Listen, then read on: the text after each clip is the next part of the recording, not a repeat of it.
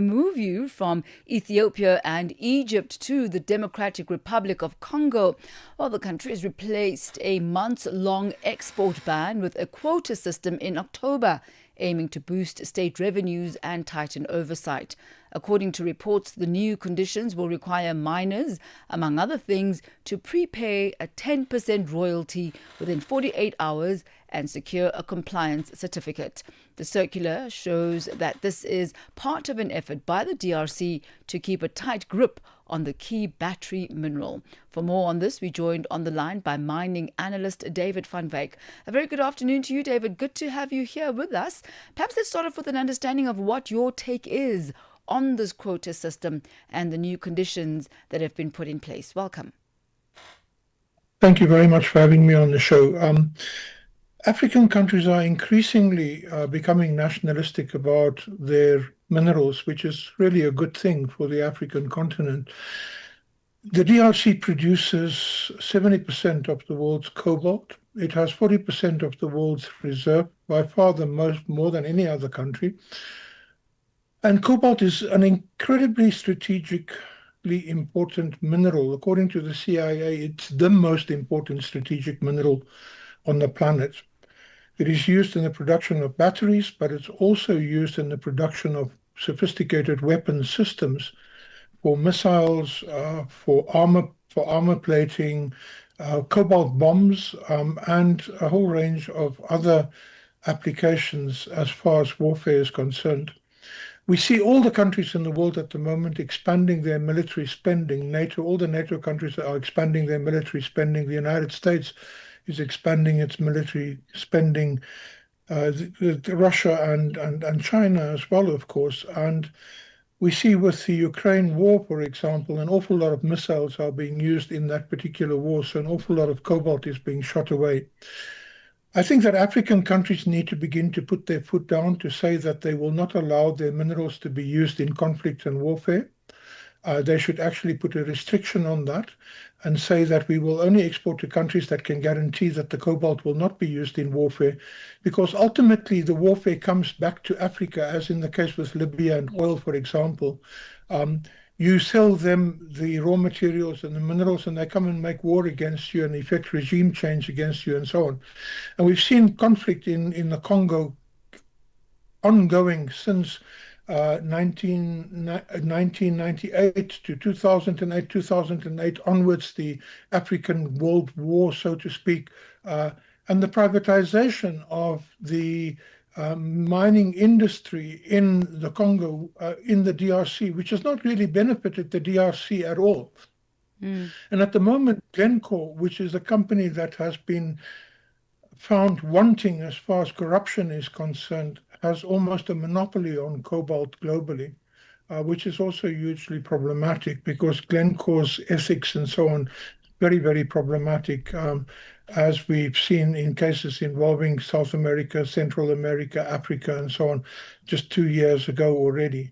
So I think that this will lead to an increase in the cobalt price, which is good for the Congo. They will get more money for their cobalt.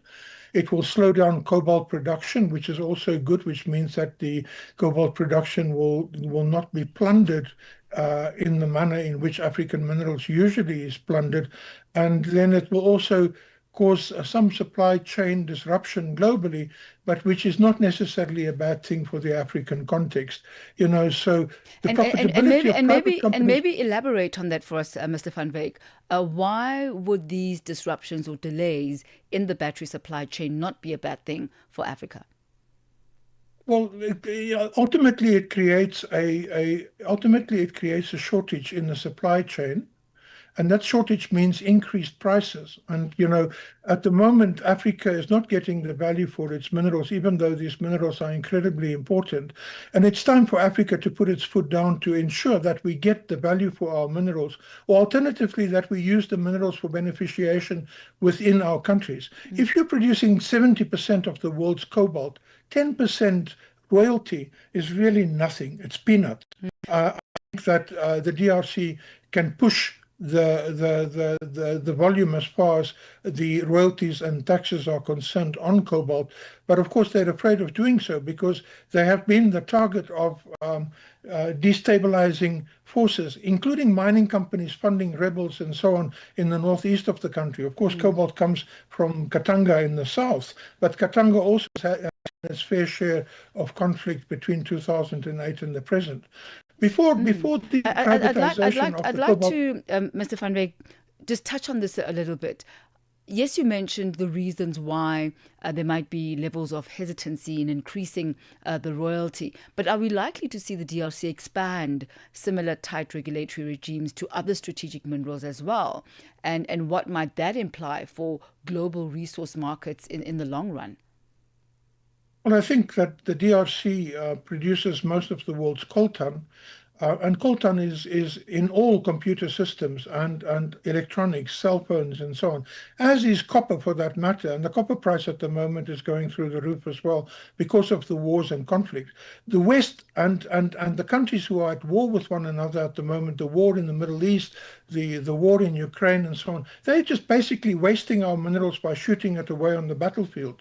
We are losing awful lot of global minerals, and the minerals are not infinite globally. We are going to get to a point where these minerals will be depleted, and the scramble for African minerals will increase as a consequence of that. And we've got to basically shut our borders and say, no, we're not going to allow the scramble for our minerals because we want to use our minerals for productive uses, not to shoot away on the battlefield. Mr. David Van Wyk, I will leave it at that for this afternoon. Thank you very much. Mining analyst Mr. David Van Wyk there on the Democratic Republic of Congo, replacing its months-long ban, export ban rather, with a quota system in October, introducing, amongst other things, a prepayment of 10% royalty within 48 hours and a compliance certificate for those who wish to mine.